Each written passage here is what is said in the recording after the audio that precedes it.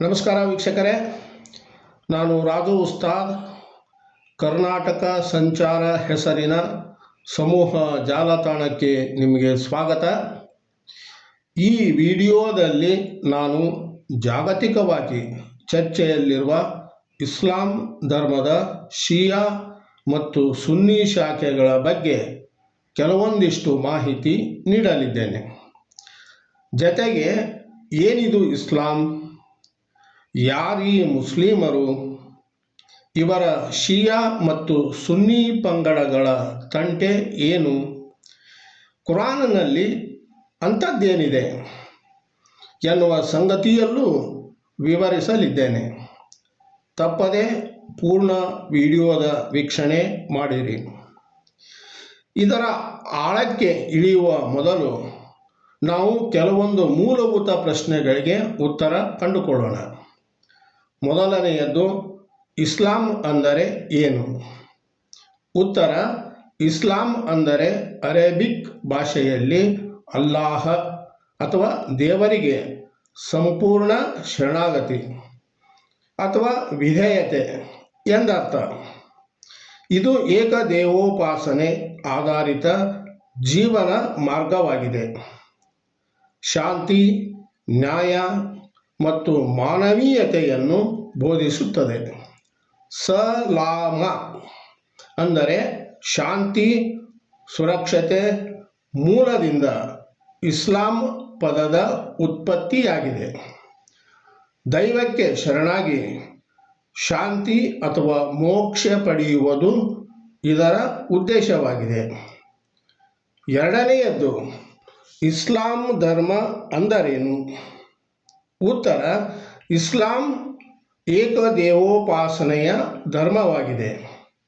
ಇದು ಅಲ್ಲಾಹ ಒಬ್ಬನೇ ದೇವರು ಎಂದು ಬೋಧಿಸುತ್ತದೆ. ಶಾಂತಿ, ಶಿಸ್ತಿನ ಜೀವನವಾಗಿದೆ. ಮೂರನೆಯದ್ದು, ಮುಸ್ಲಿಮರು ಅಂದರೆ ಯಾರು? ಉತ್ತರ: ಇಸ್ಲಾಂ ಧರ್ಮವನ್ನು ಅನುಸರಿಸುವವರನ್ನು ಮುಸ್ಲಿಮರು ಎನ್ನುತ್ತಾರೆ. ಇಮಾನ್ ಅಂದರೆ ಸಭ್ಯ ಮನುಷ್ಯ ಅಥವಾ ಉತ್ತಮ ನಂಬಿಕೆ ಉಳ್ಳವನು ಎಂದರ್ಥ. ಇದು ಕೇವಲ ಜಾತಿ ಸೂಚಕ ಪದವಲ್ಲ, ವ್ಯಕ್ತಿಯ ಸಚ್ಚರಿತ್ರೆಯ ಸಂಕೇತವಾಗಿದೆ. ನಾಲ್ಕನೆಯದ್ದು, ಇಸ್ಲಾಂ ಧರ್ಮವನ್ನು ಯಾರು ಸ್ಥಾಪಿಸಿದರು ಮತ್ತು ಯಾವಾಗ?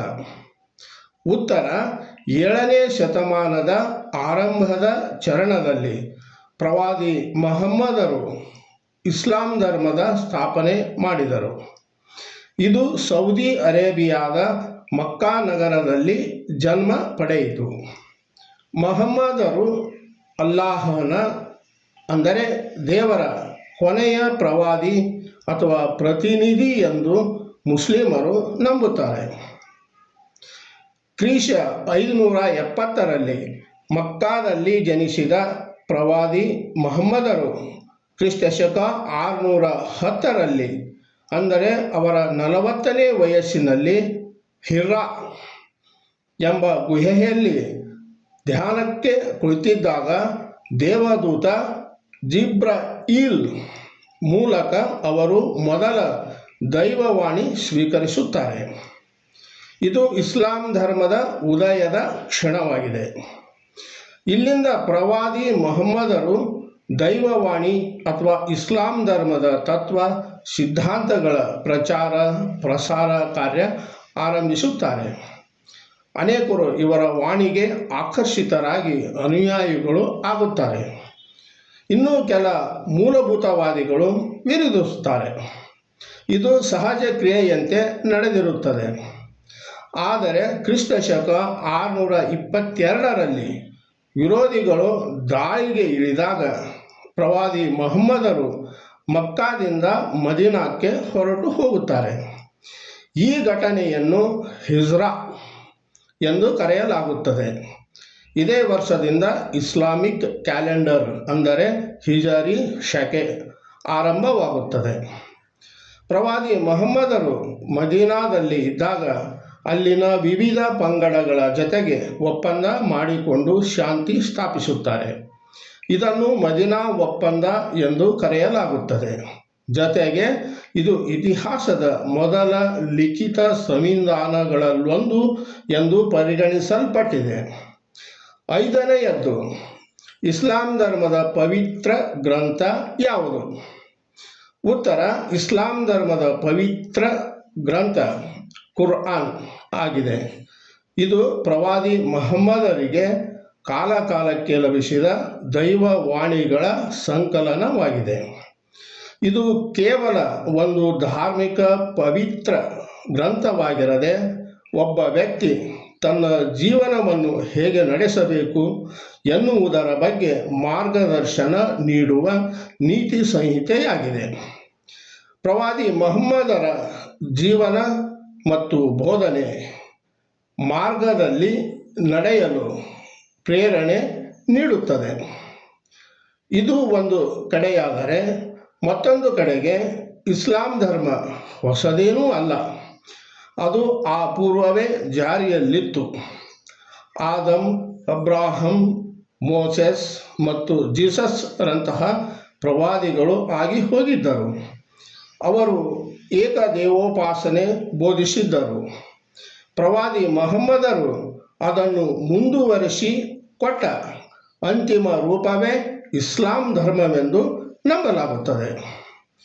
ಇದಿಷ್ಟು ಇಸ್ಲಾಂ ಧರ್ಮದ ಯಾವುದೇ ಪಂಗಡ ಅಥವಾ ಶಾಖೆಗೂ ಸಂವಿಧಾನದ ಪೀಠಿಕೆ ಇದ್ದಂತೆ. ನನಗೆ ಗೊತ್ತಿರುವಂತೆ ಇಲ್ಲಿ ಯಾವುದೇ ಯಾರಿಂದಲೂ ಅಭಿಪ್ರಾಯ ಭೇದಗಳು ಇಲ್ಲ ಎನ್ನುವ ಭಾವನೆ ನನ್ನದು. ಇದೇನೇ ಇರಲಿ, ನಾನಿಲ್ಲಿ ಧರ್ಮ ಪಂಡಿತನಂತೂ ಅಲ್ಲವೇ ಅಲ್ಲ. ಇಸ್ಲಾಂ ಧರ್ಮವನ್ನು ಮೂಲಾಗ್ರವಾಗಿ ಅಧ್ಯಯನವನ್ನೂ ಮಾಡಿಲ್ಲ. ನನ್ನ ಓದಿಗೆ ಸಿಕ್ಕ ಮತ್ತು ತಿಳುವಳಿಕೆಗೆ ಬಂದ ಸಂಗತಿಗಳನ್ನು ಮಾತ್ರ ಇಲ್ಲಿ ಉಲ್ಲೇಖಿಸುತ್ತಿದ್ದೇನೆ. ಇವೆಲ್ಲ ಅಂಶಗಳು ಖಚಿತ ಹಾಗೂ ನಿಖರವೆಂದು ಮಾತ್ರ ಹೇಳುವುದಿಲ್ಲ. ಇಸ್ಲಾಮಿಕ್ ವಿದ್ವಾಂಸರ ಅಭಿಪ್ರಾಯ ಇದಕ್ಕೆ ಹೊರತಾಗಿ ಇರಬಹುದು. ಇನ್ನಷ್ಟು ಆಳ, ವಿಸ್ತೃತ ಮತ್ತು ಸ್ಪಷ್ಟತೆಯಿಂದ ಕೂಡಿರಬಹುದು. ಅದನ್ನು ನಾನು ಸ್ವೀಕರಿಸುತ್ತೇನೆ ಹಾಗೂ ಸ್ವಾಗತಿಸುತ್ತೇನೆ. ಇರಲಿ, ಈಗ ನಾವು ಮೂಲ ವಿಷಯಕ್ಕೆ ಬರೋಣ. ಇಸ್ಲಾಂ ವಿಶ್ವದ 2ನೇ ಅತಿದೊಡ್ಡ ಧರ್ಮ. 1.9 ಬಿಲಿಯನ್ ಅನುಯಾಯಿಗಳು ಇದ್ದಾರೆ. ಇತರೆ ಧರ್ಮಗಳಲ್ಲಿರುವಂತೆ ಇಸ್ಲಾಂನಲ್ಲೂ ವಿಭಿನ್ನ ಪಂಗಡ, ಉಪಪಂಗಡಗಳು ಇವೆ. ಇವುಗಳಲ್ಲಿ ಅತಿ ದೊಡ್ಡವುಗಳು ಸುನ್ನಿ ಮತ್ತು ಶಿಯಾ ಆಗಿದೆ. ಇವರಿಬ್ಬರು ಅಲ್ಲಾಹ, ಪ್ರವಾದಿ ಮುಹಮ್ಮದ್ ಮತ್ತು ಕುರಾನ್ ಏಕದೇವೋಪಾಸನೆಯಲ್ಲಿ ಅಚಲ ನಂಬಿಕೆ ಇಟ್ಟಿದ್ದಾರೆ. ಮೂಲತಃ ಇವರೆಲ್ಲರೂ ಒಂದೇ. ಯಾರೂ ಶ್ರೇಷ್ಠರೂ ಅಲ್ಲ, ಯಾರೂ ಕನಿಷ್ಠರೂ ಅಲ್ಲ. ಎಲ್ಲರೂ ಸಮಾನರು, ಮುಸ್ಲಿಂ ಧರ್ಮದವರು ಅಷ್ಟೇ. ಆದರೆ ಅಭಿಪ್ರಾಯ ಭೇದ ಬಂದಿದ್ದು ಕ್ರಿಸ್ತ ಶಕ 632ರಲ್ಲಿ ಪ್ರವಾದಿ ಮುಹಮ್ಮದರು ಗತಿಸಿದ ನಂತರ ಇಸ್ಲಾಂ ಧರ್ಮದ ನಾಯಕತ್ವವನ್ನು ಯಾರು ವಹಿಸಿಕೊಳ್ಳಬೇಕು ಎನ್ನುವಲ್ಲಿ ಮಾತ್ರ. ಇನ್ನುಳಿದಂತೆ ಆಚಾರ ವಿಚಾರದಲ್ಲಿ ಬಹಳ ವ್ಯತ್ಯಾಸವೇನಿಲ್ಲ. ಅಲ್ಲಾಹನನ್ನೇ ಸ್ಮರಿಸಿದರೂ ನಮಾಜ್ ಪದ್ಧತಿಯಲ್ಲಿ ಕೆಲಮಟ್ಟಿನ ವ್ಯತ್ಯಾಸವಿದೆ. ಕೆಲವು ಕಡೆಗೆ ಪ್ರತ್ಯೇಕ ಮಸೀದಿಗಳು ಇದ್ದರೂ ಪ್ರಾರ್ಥನೆಗೆ ಯಾರು ಎಲ್ಲಿ ಬೇಕಾದರೂ ಹೋಗಬಹುದು. ಯಾರಿಂದಲೂ ಆಕ್ಷೇಪಣೆಗಳು ಇರುವುದಿಲ್ಲ. ಸುನ್ನಿಗಳು ಪ್ರವಾದಿಯವರ ಸಹಚರರು ವಿವರಿಸಿದ ಹದೀಸ್ಗಳನ್ನು ಅನುಸರಿಸುತ್ತಾರೆ. ಶಿಯಾಗಳು ಪ್ರವಾದಿಯವರ ಕುಟುಂಬದವರು ವಿವರಿಸಿದ ಹದೀಸ್ ಅಥವಾ ಬೋಧನೆಗಳಿಗೆ ಒತ್ತು ನೀಡುತ್ತಾರೆ. ಮೊಹರಂದಲ್ಲಿ ಬರುವ ಆಶೂರಾ ಸುನ್ನಿಗಳಿಗೆ ಉಪವಾಸದ ದಿನ. ಶಿಯಾಗಳಿಗೆ ಇದು ಇಮಾಮ್ ಹುಸೇನರ ಹುತಾತ್ಮತೆ ಸ್ಮರಿಸುವ ಅತ್ಯಂತ ದುಃಖದ ದಿನ. ಸುನ್ನಿಗಳು ಹಜ್ ಮತ್ತು ಉಮ್ರಾಕ್ಕಾಗಿ ಮಕ್ಕಾ ಹಾಗೂ ಮದೀನಾಕ್ಕೆ ಹೋಗುತ್ತಾರೆ. ಶಿಯಾಗಳು ಇವುಗಳ ಜೊತೆಗೆ ಇಮಾಮ್ಗಳ ಸಮಾಧಿ ಇರುವ ಇರಾಕ್ನ ನಜಾಫ್, ಕರ್ಬಲಾ, ಇರಾನ್ನ ಮಷಾದ್ ಅಥವಾ ಇಸ್ಲಾಮಿಕ್ ವಾಸ್ತುಶಿಲ್ಪದ ಐತಿಹಾಸಿಕ ಮಸೀದಿಗಳಿಗೆ ತೀರ್ಥಯಾತ್ರೆ ಹೋಗುತ್ತಾರೆ. ರಂಜಾನ್ ಉಪವಾಸ ವ್ರತಗಳು ಒಂದೇ. ಬಡವರಿಗೆ ಜಕಾತ್ ನೀಡುತ್ತಾರೆ. ಹೆಣ್ಣು ಗಂಡು ಕೊಡುವಲ್ಲಿ ಅಷ್ಟೇನೂ ತಾಪತ್ರಯಗಳು ಇರುವುದಿಲ್ಲ. ಇನ್ನು ಸ್ಮಶಾನದ ಬಗ್ಗೆ ಏನು ಹೇಳುವುದಿದೆ, ಅಲ್ಲಿ ಎಲ್ಲರೂ ಒಂದೇ, ಸಮಾನರು. ಈ ಎರಡೂ ಶಾಖೆಯವರಿಗೂ ಗೊತ್ತಿದೆ, ತಾವಿಬ್ಬರು ಇಸ್ಲಾಂ ಧರ್ಮದವರು, ಮುಸ್ಲಿಮರು, ಪ್ರವಾದಿ ಮೊಹಮ್ಮದರ ಅನುಯಾಯಿಗಳು ಎಂಬುದು. ಆದರೆ ಪ್ರವಾದಿ ಮೊಹಮ್ಮದರ ನಂತರ ಧರ್ಮಕ್ಕೆ ನಾಯಕತ್ವ ನೀಡಿ ಅದನ್ನು ಮುನ್ನಡೆಸಿದ ಖಲೀಫರನ್ನು ಸ್ವೀಕರಿಸುವಲ್ಲಿ ಅಭಿಪ್ರಾಯ ಭೇದವಿದೆ, ಜಗಳವೇನಲ್ಲ. ಕಾಲಮಾನದ ಸಮಯ ಸಾಧಕ ನಾಯಕರು ಇದನ್ನು ತಮ್ಮ ಬೇಳೆ ಬೇಯಿಸಿಕೊಳ್ಳಲು ಬಳಸಿಕೊಂಡಿರುವುದು ಸ್ಪಷ್ಟ. ಶಿಯಾಗಳು ಹೆಚ್ಚಿಗೆ ಇದ್ದಲ್ಲಿ ಶಿಯಾಗಳನ್ನು, ಸುನ್ನಿಗಳು ಹೆಚ್ಚಿಗೆ ಇದ್ದಲ್ಲಿ ಸುನ್ನಿಗಳನ್ನು ಎತ್ತಿ ಹಿಡಿಯುವ ಕೆಲಸ ಮಾಡಿದ್ದಾರೆ. ಹೊರಶಕ್ತಿಗಳು ಇದಕ್ಕೆ ಇನ್ನಷ್ಟು ಬಣ್ಣ ಬಳಿದು ರಂಗುರಂಗಾಗಿಸಿದ್ದರಿಂದ ಇದರ ಸೆಳೆತಕ್ಕೊಳಗಾದ ಮುಗ್ಧರಿಂದಾಗಿ ಅನೇಕ ಕಡೆಗೆ ಧಾರ್ಮಿಕ ಬಿರುಕು ಬಿಕ್ಕಟ್ಟುಗಳು ಕಂಡಿರುವುದು ಸತ್ಯ. ಆದರೆ ಮೂಲ ಧರ್ಮ ಇಸ್ಲಾಂ ಸಂಕಟಕ್ಕೆ ಸಿಲುಕಿದಾಗ ತಮ್ಮ ಒಡಕು ಬದಿಗಿಟ್ಟು ಒಂದಾಗಿದ್ದಾರೆ. ಇದಕ್ಕೆ ಇತಿಹಾಸದ ಅನೇಕ ಘಟನೆಗಳು ಸಾಕ್ಷಿಯಾಗಿವೆ. ಇನ್ನು ಖಲೀಫಾ ಅಂದರೆ ಯಾರು ಎನ್ನುವುದನ್ನು ಇನ್ನಷ್ಟು ಸ್ಪಷ್ಟಪಡಿಸಿಕೊಳ್ಳೋಣ. ಖಲೀಫಾ ಅಂದರೆ ಅರಬಿಕ್ ಭಾಷೆಯಲ್ಲಿ ಉತ್ತರಾಧಿಕಾರಿ, ನಾಯಕ ಅಥವಾ ಪ್ರತಿನಿಧಿ ಎಂದರ್ಥವಾಗಿದೆ. ಇದನ್ನು ಇನ್ನಷ್ಟು ವಿಸ್ತರಿಸಿ ಹೇಳುವುದಾದರೆ, ಪ್ರವಾದಿ ಮೊಹಮ್ಮದರ ನಂತರ ಮುಸ್ಲಿಂ ಸಮುದಾಯವನ್ನು ಮುನ್ನಡೆಸುವ ಧಾರ್ಮಿಕ ಮತ್ತು ರಾಜಕೀಯ ಅಧಿಕಾರ ಹೊಂದಿರುವ ಸರ್ವೋಚ್ಚ ನಾಯಕನನ್ನು ಖಲೀಫಾ ಎಂದು ಕರೆಯಲಾಗುತ್ತದೆ.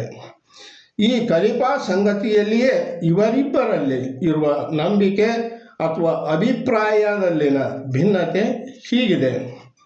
ಇಸ್ಲಾಂ ಧರ್ಮದ ಅತಿ ದೊಡ್ಡ ಶಾಖೆಯಾಗಿರುವ ಸುನ್ನಿಗಳು ಆರಂಭದ 4 ಖಲೀಫಾರನ್ನೇ ಪ್ರವಾದಿ ಮೊಹಮ್ಮದರ ಸರಿಯಾದ ಉತ್ತರಾಧಿಕಾರಿಗಳು ಎಂದು ನಂಬುತ್ತಾರೆ. ಇವರು ಪ್ರವಾದಿ ಮೊಹಮ್ಮದರಿಂದ ನೇರವಾಗಿ ಕಲಿತವರು, ಸರಿಯಾದ ಮಾರ್ಗದರ್ಶನ ಪಡೆದವರು, ಅತಿ ಹತ್ತಿರದಿಂದ ಸೇವೆ ಮಾಡಿದವರು ಎಂದು ಹೇಳುತ್ತಾರೆ. ಈ ಖಲೀಫಾರಲ್ಲಿ ಮೊದಲನೆಯವರು ಅಬೂ ಬಕರ್ ಅಸ್ ಸಿದ್ದಿಕ್, ಎರಡನೆಯವರು ಉಮರ್ ಇಬ್ನ್ ಅಲ್ ಖತ್ತಾಬ್, ಮೂರನೆಯವರು ಉಸ್ಮಾನ್ ಇಬ್ನ್ ಅಫ್ಘಾನ್ ಮತ್ತು ನಾಲ್ಕನೆಯವರು ಪ್ರವಾದಿ ಮೊಹಮ್ಮದರ ಸೋದರ ಸಂಬಂಧಿ ಹಾಗೂ ಅಳಿಯನಾದ ಅಲಿ ಇಬ್ನ್ ಅಬಿ ತಾಲಿಬ್ ಸೇರಿದ್ದಾರೆ. ಪ್ರವಾದಿ ಮೊಹಮ್ಮದರ ನಂತರ ಇಸ್ಲಾಂನ ನಾಯಕತ್ವ ದೈವಿಕ ಕ್ರಮದಿಂದಲ್ಲ, ಅದು ಮುಸ್ಲಿಂ ಜಗತ್ತಿನ ರಾಜಕೀಯದಿಂದ ನಿರ್ಧಾರವಾಗಬೇಕು ಎನ್ನುವ ಭಾವ ಸುನ್ನಿ ಶಾಖೆಯಲ್ಲಿ ಇದೆ. ಇನ್ನು ಶಿಯಾ ಶಾಖೆಯದ್ದು ಇದಕ್ಕೆ ಭಿನ್ನ ಅಭಿಪ್ರಾಯವಿದೆ. ಇವರು ಇಸ್ಲಾಂನ ನಾಯಕತ್ವ ಸ್ಥಾನ ಪ್ರವಾದಿ ಮೊಹಮ್ಮದರ ನಂತರ ಅವರದೇ ವಂಶಜರಿಗೆ ಸಿಗಬೇಕು, ದೈವಿಕವಾಗಿ ನೀಡಲಾದ ಅನೇಕ ಗುಣಲಕ್ಷಣಗಳನ್ನು ಹೊಂದಿರುತ್ತಾರೆ ಎನ್ನುತ್ತಾರೆ. ಹೀಗಾಗಿ ಇವರು ಆರಂಭಿಕ 3 ಜನ ಖಲೀಫಾಗಳ ನೇಮಕ ಸರಿ ಇಲ್ಲ ಎಂಬ ಅಭಿಪ್ರಾಯ ಇಡುತ್ತಾರೆ. ನಾಯಕತ್ವ ಸ್ಥಾನವನ್ನು ಪ್ರವಾದಿ ಮೊಹಮ್ಮದರ ಸೋದರ ಸಂಬಂಧಿ ಹಾಗೂ ಮಗಳು ಬಿ ಫಾತಿಮಾ ಜಹರಾಳ ಗಂಡ ಹಜರತ್ ಅಲಿ ಇಬ್ನ್ ಅಬಿ ತಾಲಿಬ್ ಹಾಗೂ ಇವರ ವಂಶಸ್ಥರಿಗೆ ನೀಡುತ್ತಾರೆ. ಪ್ರವಾದಿ ಮೊಹಮ್ಮದರ ಮತ್ತು ಅಲಿಯ ವಂಶಜರಿಗೆ ಆಧ್ಯಾತ್ಮಿಕ ಹಾಗೂ ರಾಜಕೀಯವಾಗಿ ವಿಶೇಷ ಮಹತ್ವ ಮತ್ತು ಅಧಿಕಾರ ನೀಡುತ್ತಾರೆ. ಇದಿಷ್ಟೇ ಇಲ್ಲಿರುವ ಭಿನ್ನ ದೃಷ್ಟಿಕೋನ. ಇದನ್ನು ಬಿಟ್ಟರೆ ಬೇರೇನೂ ಇಲ್ಲ. ಮತ್ತೊಮ್ಮೆ ಸ್ಪಷ್ಟಪಡಿಸಿಬಿಡುತ್ತೇನೆ. ಸುನ್ನಿಗಳು ಆರಂಭದ 4 ಖಲೀಫರೇ ಪ್ರವಾದಿ ಮುಹಮ್ಮದರ ಸರಿಯಾದ ಉತ್ತರಾಧಿಕಾರಿಗಳು ಎಂದು ನಂಬುತ್ತಾರೆ. ಶಿಯಾಗಳು ಉತ್ತರಾಧಿಕಾರಿಗಳು ಪ್ರವಾದಿ ಮುಹಮ್ಮದರ ಸಂಬಂಧಿ ಅಥವಾ ವಂಶಜರು ಆಗಿರಬೇಕೆಂದು ಹೇಳುತ್ತಾರೆ. ಹೀಗಾಗಿ ಇವರು ಪ್ರವಾದಿ ಮುಹಮ್ಮದರ ಅಳಿಯ ಅಲಿ ಒಳಗೊಂಡು ಇವರ ನಂತರದ 12 ಜನ ಇಮಾಮರನ್ನು ದೈವಿಕವಾಗಿ ಆಯ್ಕೆಯಾದ ಇಸ್ಲಾಂನ ನಾಯಕರು ಎಂದು ನಂಬಿ ಆರಾಧಿಸುತ್ತಾರೆ. ಕೊನೆಯದಾಗಿ, ಇಮಾಮರು ಅಂದರೆ ಯಾರು? ಉತ್ತರ: ಅರೇಬಿಕ್ ಭಾಷೆಯಲ್ಲಿ ಇದು ಮುಂದೆ ನಿಲ್ಲುವವ ಅಥವಾ ನಾಯಕ ಎಂದರ್ಥವಾಗುತ್ತದೆ. ಇಸ್ಲಾಮಿಕ್ ಪರಿಭಾಷೆಯ ಸಾಮಾನ್ಯ ಅರ್ಥದಲ್ಲಿ ಮಸೀದಿಗಳಲ್ಲಿ ಸಮೂಹ ಪ್ರಾರ್ಥನೆ ಅಂದರೆ ಸಲಾತ್ ನಡೆಸುವವ ಎಂದಾಗುತ್ತದೆ. ಇವರು ಸಮುದಾಯದ ಮುಖಂಡ ಮತ್ತು ಧಾರ್ಮಿಕ ಮಾರ್ಗದರ್ಶನ ನೀಡುವ ವಿದ್ವಾಂಸರಾಗಿದ್ದಾರೆ. ಸುನ್ನಿಗಳಲ್ಲಿ ಇಸ್ಲಾಮಿಕ್ ಶಿಕ್ಷಣ ಪಡೆದು ಧರ್ಮದ ಯಾವುದೇ ಅರ್ಹ ವ್ಯಕ್ತಿ ಇಮಾಮ್ ಆಗಬಹುದು. ಆದರೆ ಶಿಯಾ ನಂಬಿಕೆಯಲ್ಲಿ ಇಮಾಮ್ಗಳು ಪ್ರವಾದಿ ಮುಹಮ್ಮದರ ವಂಶಸ್ಥರೇ ಆಗಿರಬೇಕು. ಇವರು ಅಲ್ಲಾಹನಿಂದ ನೇಮಿಸಲ್ಪಟ್ಟ ದೋಷರಹಿತ ನಾಯಕರು ಎಂದಿದೆ. ಹೀಗಾಗಿ ಶಿಯಾಗಳಲ್ಲಿ ಇಮಾಮರಿಗೆ ಮಹತ್ವದ ಸ್ಥಾನ ಇದೆ. ಈ ವಿಡಿಯೋ ಹಿಡಿಸಿದ್ದರೆ ಲೈಕ್ ಮಾಡಿ, ಕಾಮೆಂಟ್ ಮಾಡಿ, ಶೇರ್ ಮಾಡಿ. ನಮಸ್ಕಾರ.